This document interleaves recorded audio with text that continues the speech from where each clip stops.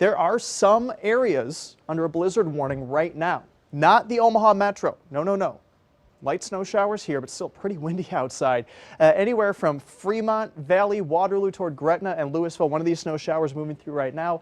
Another one over the border toward Pottawatomie and Mills County. But as I zoom out, notice how isolated these are in Nebraska. So that's why I really think the Omaha metro area, minimal if any impact from these snow showers. So once you get outside the densely populated areas where we see visibility issues, especially in western Iowa, where they not only have the light snow falling, but it's a little more open there. So these strong wind gusts, anywhere between 40 and 50 miles an hour, creating very low visibilities.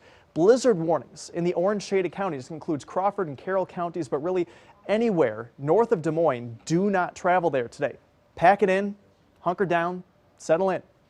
Winter weather advisory across the Omaha metro, but really the bigger impacts will be in western Iowa under the winter weather advisory through noon.